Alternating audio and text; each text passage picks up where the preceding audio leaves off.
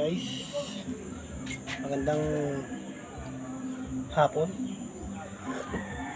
Paggabi na pala. Tayo magsasaing muna.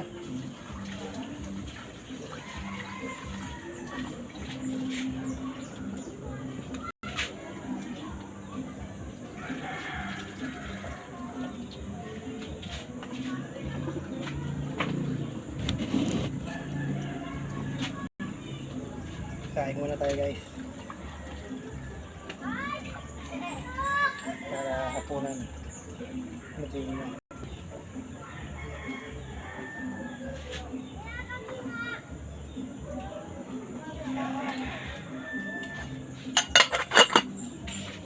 Medyo madaling dito eh.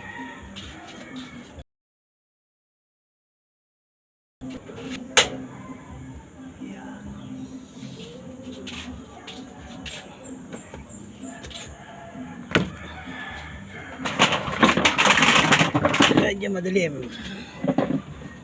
Hindi siya ganun kaliwanag guys kasi solar lang ang gamit nating ilaw, wala tayong kuryente. Hindi mapakabitan dahil nagkaroon ng kaso itong kontador namin ng araw. Guys, naman kayo dyan. Tanggapin kayo na Facebook itong mukha ko, madilim eh. Mukhang pali. Wala naman pinagbago, madilim paliwanag, pangit pa rin, no? Mga guys, kamusta? Mga kagulong dyan sa bayan, ayos ba ang pasada? Sana kumita kayo. Ingat-ingat lang sa mga masada, mga kagulong, mga kasama kong driver dyan, ingat kayo. Paghataw ng hataw dahil maraming pasahero ngayon eh. Kahit na tayo papatakbo ng mabilis, kailangan maingat pa rin para safety pa rin tayo makakauwi sa ating mga pamilya, di ba? Tama yung pag-uwi mo, may pera ka na yung para sa pamilya mo, safety ka pa nang nakauwi ka ng safety. Kaya ingat-ingat lang mga lods, gulong.